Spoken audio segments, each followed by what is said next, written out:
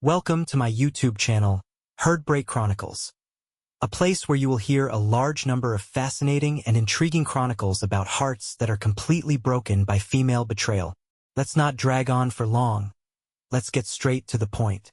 I never thought betrayal could feel like a blessing in disguise. One moment I'm standing in my wife's office, watching her and her lawyer scramble to get dressed after being caught red-handed. And the next, I'm calmly planning how to turn her betrayal into the most profitable decision of my life. By the time the dust settled, I didn't just get even. I walked away with full control of our business, the house, the kids, and $1 million. But let me start from the beginning. Hi, my name is Ryan, and this is the story of how my life turned upside down, only for me to flip it back and walk away with everything. My freedom, $1 million, and a chance at a brand new life. If you've ever been betrayed by someone you trusted with your whole heart, you'll understand how devastating it feels. But trust me, you can turn betrayal into the biggest win of your life, just like I did. It all started with little things. Isn't that how it always begins? At first, I didn't think much of it when my wife Jessica started spending more time at the office. We'd been married for almost 10 years, and I figured she was just busy with her growing interior design business. Jessica was ambitious, driven, and incredibly talented. That's one of the reasons I fell in love with her in the first place. We were partners in everything. I ran my own tech company while she focused on high-end interior design projects for wealthy clients. Together, we were the perfect power couple, or so it seemed. Life was good. We had a beautiful house, 2 amazing kids, and what I thought was a rock-solid marriage. Then came the late nights. First, it was once a week, then twice. Then it became the norm. Jessica would come home hours after dinner, offering vague excuses about last-minute meetings or demanding clients. I didn't question it. Why would I? I trusted her. But things started to feel off. There were the phone calls she wouldn't take in front of me, the texts she quickly swiped away, and the sudden shift in her behavior. Jessica had always been open with me, but now she seemed guarded, distant. I tried to brush it off as stress from work, but the doubts crept in. It didn't help that my best friend, Kyle, noticed too. "Hey, Ryan," Kyle said one evening as we sat at a bar. "Is everything okay with Jessica? She seems different." "Different how?" I asked, already knowing what he meant but refusing to admit it. "I don't know, man. Just secretive. You ever thought about checking if something's going on?" I laughed it off, but deep down, it hit a nerve. The thought had already crossed my mind more than once. But I wasn't the kind of guy who snooped through my wife's phone or tracked her whereabouts. That felt like crossing a line. If I couldn't trust her, what did we even have? Then came the night that changed everything. We were watching a movie at home. Something light and funny. Jessica sat next to me, scrolling through her phone while I tried to enjoy the film. Then, a notification popped up on her screen. I wasn't trying to look, but it was impossible to miss. "Hey, beautiful. Same time tomorrow? Can't wait to see you." My heart stopped. The message was from Daniel, her lawyer. I felt like I'd been punched in the gut. My mind raced. Could it be innocent? Maybe it was a joke? But the way Jessica quickly turned her phone face down told me everything I needed to know. I didn't confront her. Not yet. Instead, I smiled, pretending I hadn't seen anything. "Hey, babe," I said, keeping my voice calm. "I'm gonna head to bed early. Long day tomorrow." She nodded, barely looking up from her phone. Once I was upstairs, I paced the bedroom, my thoughts spinning. What the hell is going on? I knew I couldn't act impulsively. I needed proof, something concrete. If I was wrong, I'd destroy our marriage for nothing. But if I was right, the next day I started my investigation. I felt like a character in one of those crime shows Jessica loved to watch. I installed a small, hidden security camera in her office.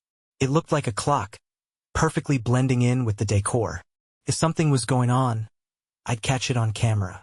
For the next week, I waited.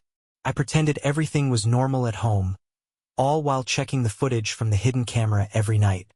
I hoped, prayed that I'd find nothing. But on the third night, my worst fears were confirmed.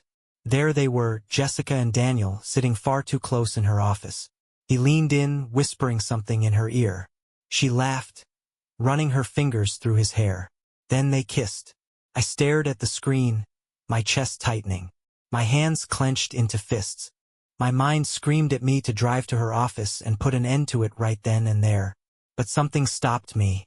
A voice in the back of my head whispered, "Don't react. Not yet. If you play this smart, you'll come out on top." I closed my laptop and sat there in the dark, my heart pounding. I knew what I had to do. I wasn't going to confront her, not yet. I needed more evidence. I needed to build a case, something airtight. If I was going to end this marriage, I wasn't just walking away.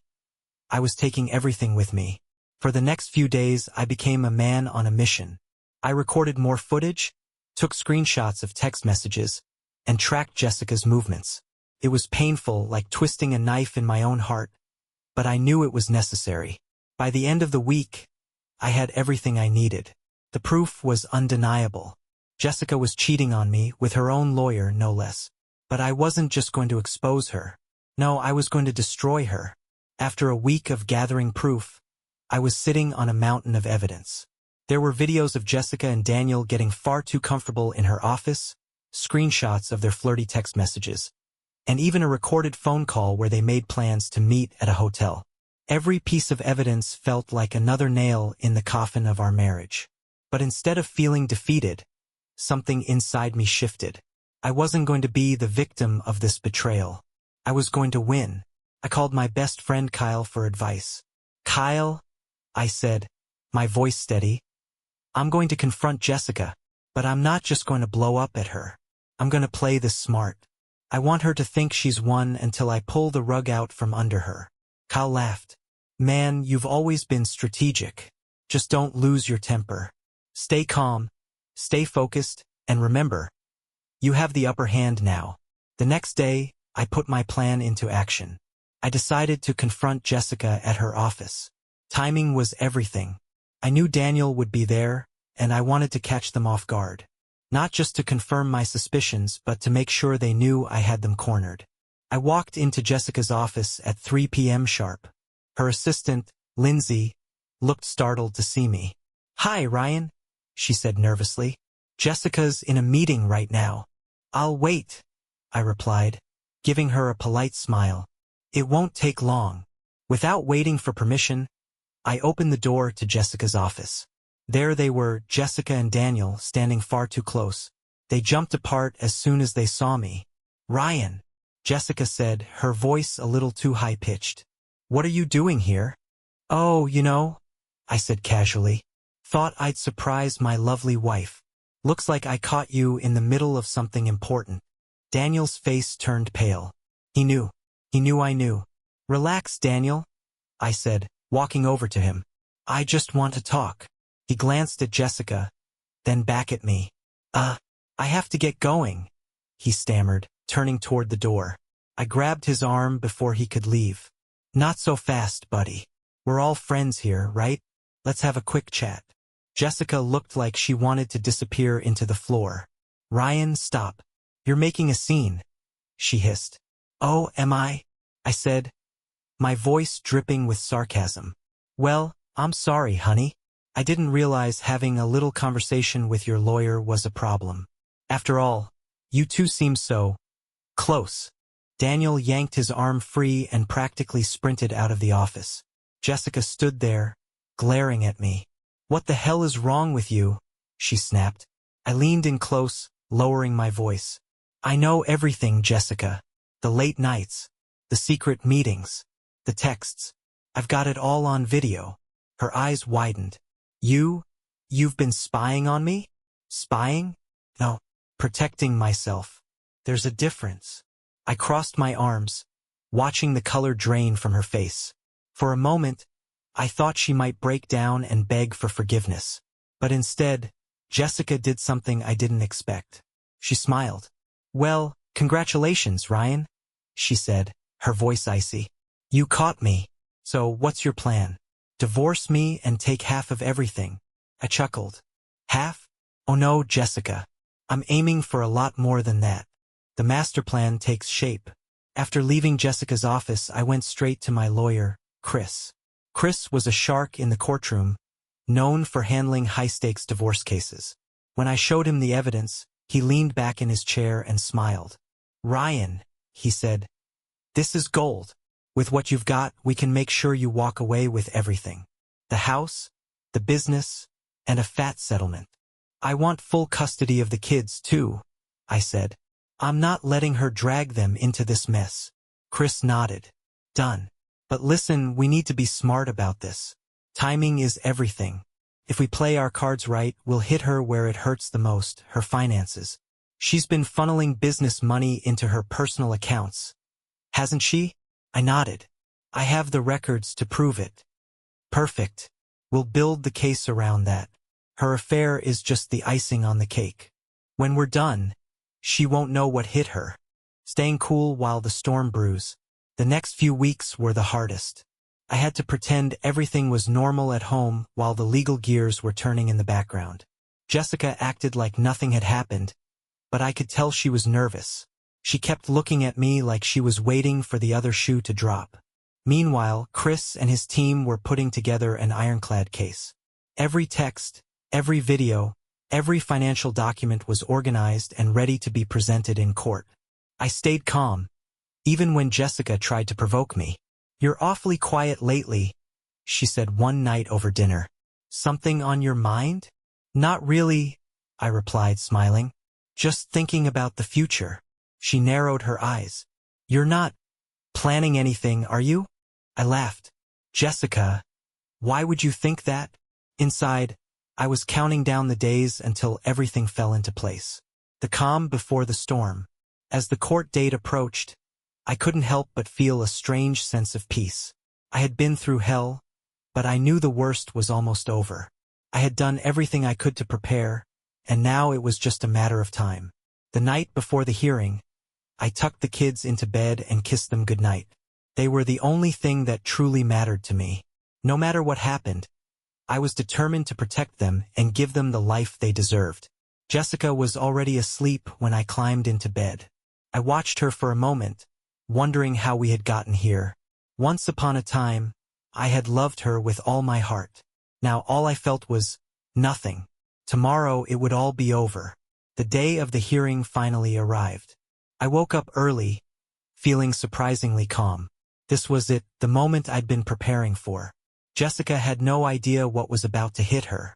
She thought I was still reeling from the betrayal, licking my wounds. But today I was going to flip the script and take control of everything. As I put on my suit, I felt a surge of confidence. Chris had coached me well, and the case we had built was rock solid. The evidence was overwhelming, and we were about to put it all on full display. When I arrived at the courthouse, Chris was already there, waiting for me. "You ready for this?" he asked, grinning. "More than ready," I replied. Jessica showed up a few minutes later, dressed in a sleek black dress and accompanied by Daniel. Seeing them together made my blood boil, but I kept my emotions in check. I wasn't here for revenge. I was here to win. As we took our seats in the courtroom, Jessica shot me a confident smirk. She thought this was going to be a simple divorce hearing, where we'd split our assets and go our separate ways. She couldn't have been more wrong. The judge entered, and the proceedings began. Chris opened with a calm, measured tone, laying out the basics of our case. "Your Honor, this is a case of not just marital betrayal but also financial misconduct. We will prove that Mrs. Jessica Carter not only engaged in an extramarital affair, but also mismanaged joint business funds for personal use." Jessica's lawyer, a smug-looking man named Tom, leaned back in his chair, clearly unimpressed. But that smug look didn't last long. Chris began presenting the evidence, starting with the financial documents. "These records show that Mrs. Carter transferred significant amounts of money from the business account to her personal account over the past year," Chris explained. "This money was used for unauthorized personal expenses, including luxury hotel stays and gifts purchased for her extramarital partner, Mr. Daniel Shaw." Tom's expression shifted from smug to concerned. Jessica shifted uncomfortably in her seat. But that was just the beginning, the bombshell evidence. "Furthermore," Chris continued, We have video footage and text message evidence that confirms the nature of Mrs. Carter's relationship with Mr. Shaw. The courtroom went silent as Chris played the footage. On the screen, Jessica and Daniel appeared in her office, standing far too close. The kiss that followed was undeniable. I glanced at Jessica. Her face was pale, her eyes wide. She hadn't expected me to go this far. The judge leaned forward, clearly interested. Mrs. Carter, do you have any explanation for this? Jessica's lawyer stood up, attempting to downplay the evidence. Your Honor, while these videos may be unfortunate, they have no bearing on the division of assets. This is a family court, not a criminal trial. Chris nodded. That's true, Your Honor. But what we're arguing here is not just infidelity. It's a breach of trust that extends into the financial realm. Mrs. Carter's actions have directly impacted the business that Mr. Carter built from the ground up. This is about protecting his interests and ensuring a fair outcome. The judge considered this for a moment before nodding. Proceed. Jessica's defense crumbles. Jessica's lawyer scrambled to regain control, but the damage was done. The financial records were clear. The video footage was damning. The text messages were the final nail in the coffin. Chris leaned in and delivered the knockout punch. Given the overwhelming evidence, we are requesting full control of the business be awarded to Mr. Carter, along with the family home and primary custody of the children. Additionally, we seek compensation for the misappropriated funds, totaling $1 million. Jessica's eyes widened. $1 million? She hissed, leaning toward her lawyer. The judge looked at her. Mrs. Carter, do you have anything to say in your defense? Jessica stood up, her voice shaking. Your Honor, this is a misunderstanding. Ryan is exaggerating everything to make me look bad. Yes, I made mistakes, but this is too much. He's trying to destroy me. The judge raised an eyebrow. Mr. Carter, do you have any closing remarks? I stood up, keeping my voice calm and steady. Your Honor, I trusted Jessica with my heart, my family, and my business. I gave her everything, and she betrayed me, not just personally but professionally. I'm not here for revenge. I'm here to protect what's mine and ensure my children have the stable future they deserve. The judge nodded, then called a recess. The verdict. After what felt like an eternity, we were called back into the courtroom. My heart pounded as the judge delivered the verdict.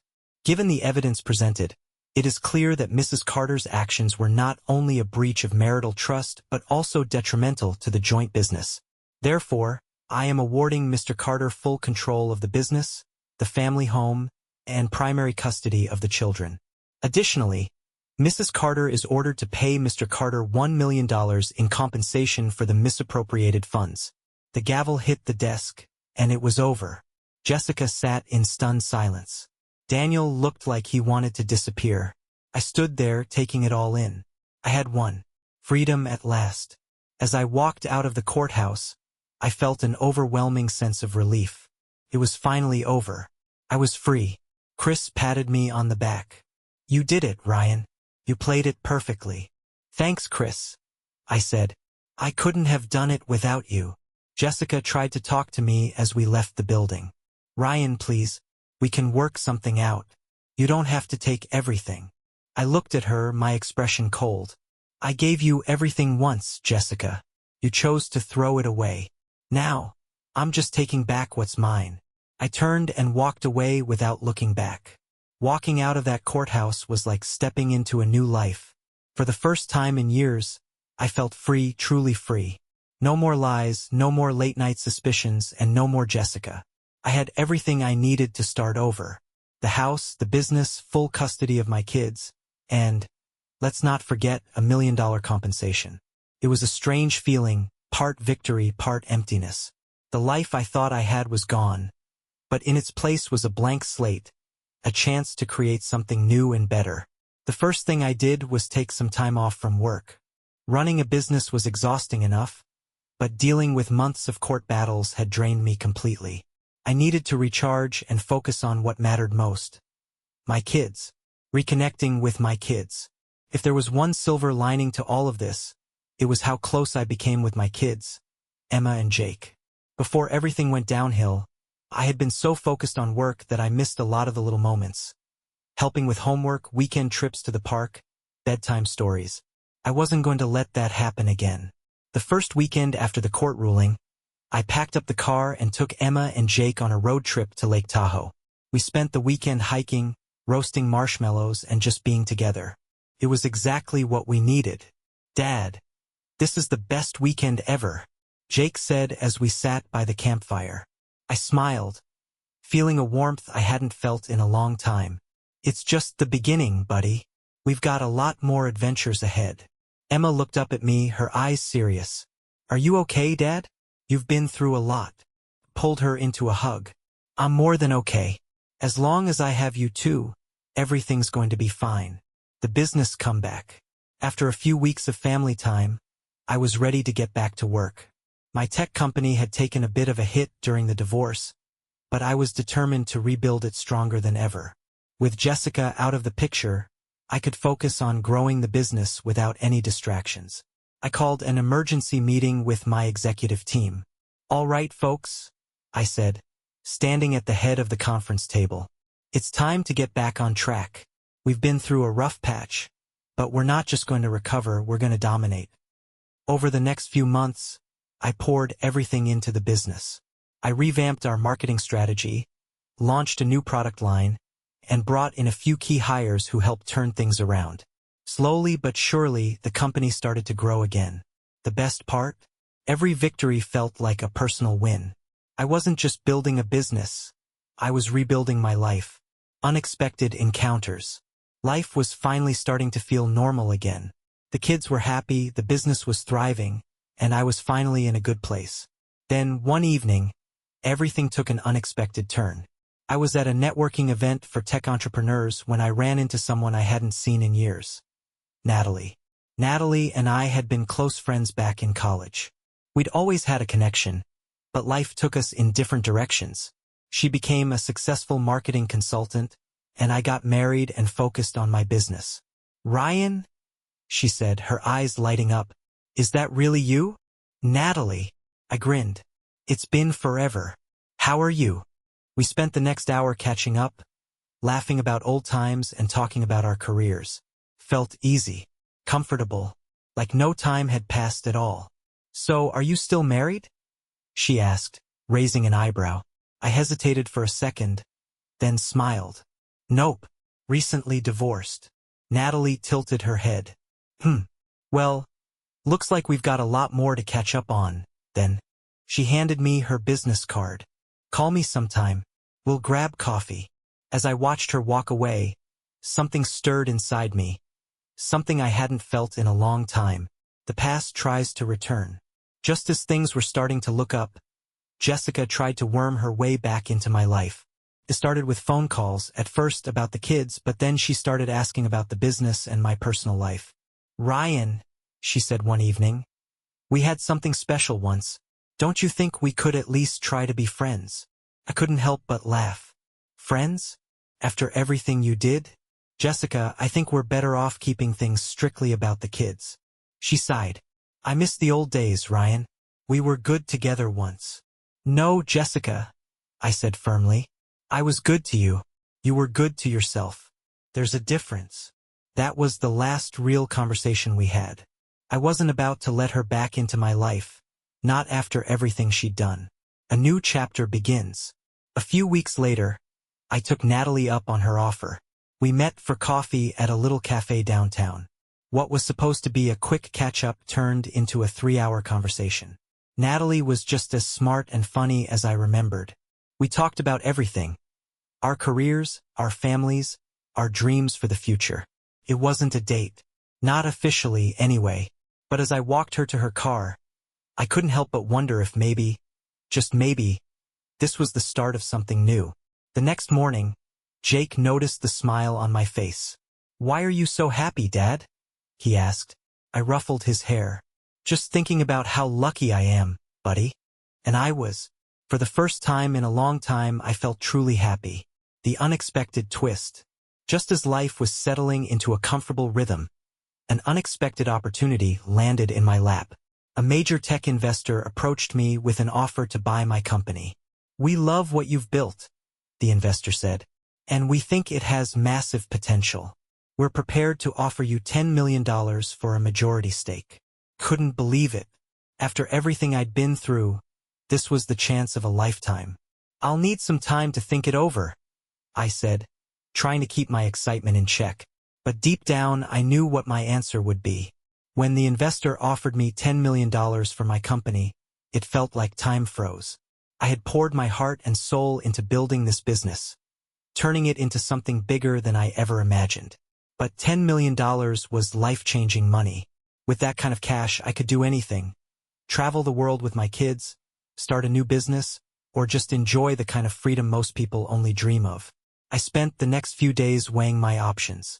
Every scenario ran through my head 100 times. Part of me was tempted to hold onto the business, to keep building and see how far I could take it. But another part of me knew that this offer was a gift, a chance to truly start fresh. I called Chris, my lawyer, to get his opinion. "Ryan, you've built something incredible," he said. "But offers like this don't come around every day. You'd be crazy not to seriously consider it." I nodded, even though he couldn't see me. "I just don't want to walk away and regret it later." "Trust me," Chris said, his voice calm and confident. "You'll have no regrets with $10 million in the bank. Take it, Ryan. This is your moment." Breaking the news. The next morning, I called a meeting with my executive team. I could feel the anticipation in the room as I walked in. "Morning, everyone," I said, trying to keep my voice steady. "I've got some big news. I've received an offer to sell a majority stake in the company." Gasps filled the room. "And after a lot of thought, I've decided to accept." For a moment, there was silence. Then, the room erupted into applause. "Congratulations, Ryan," one of my managers said. "You've earned this." I smiled, feeling a weight lift off my shoulders. It was the right decision, I knew that now. Life after the sale.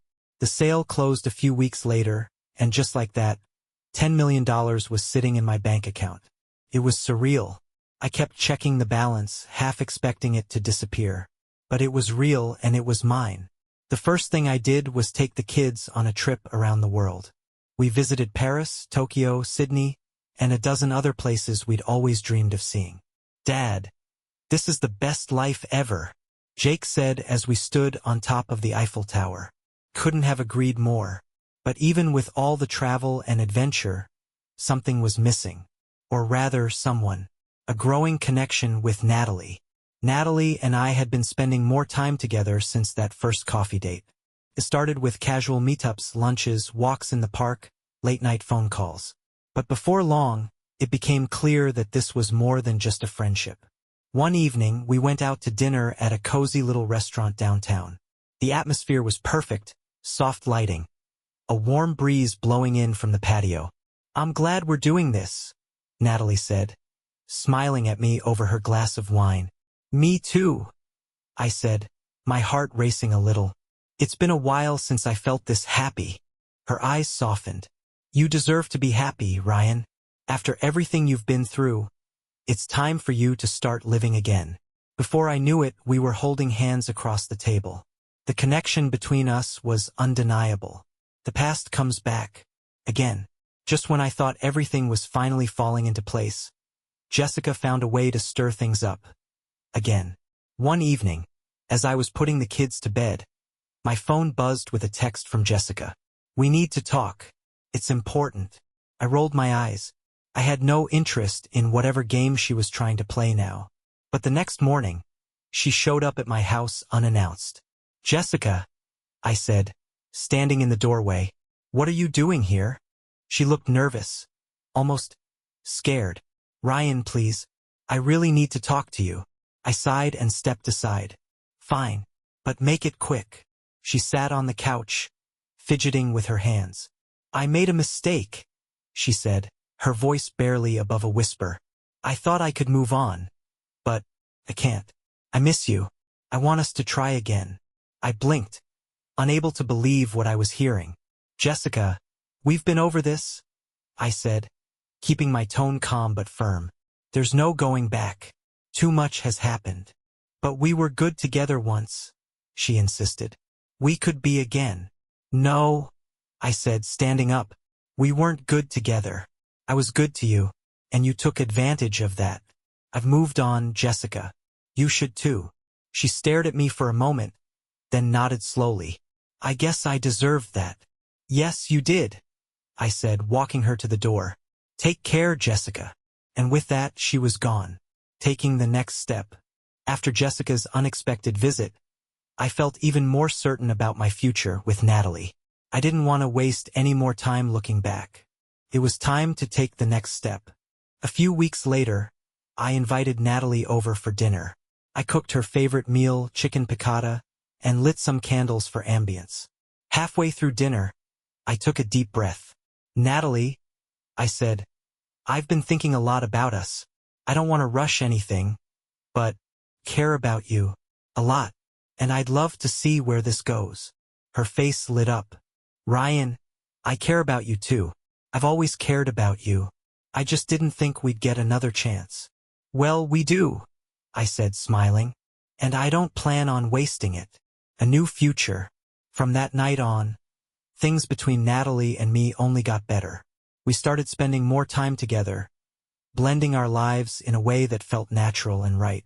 The kids adored her, and for the first time in a long time, I felt like I had everything I needed.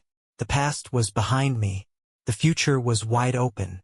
And for the first time in years, I couldn't wait to see what came next. Life felt perfect. For the first time in what seemed like forever, I woke up every day feeling excited about the future. My business was sold, my kids were thriving, and my relationship with Natalie was blossoming into something truly special. But life has a way of surprising you when you least expect it. Just when I thought I had everything figured out, another opportunity landed in my lap. One that would change everything.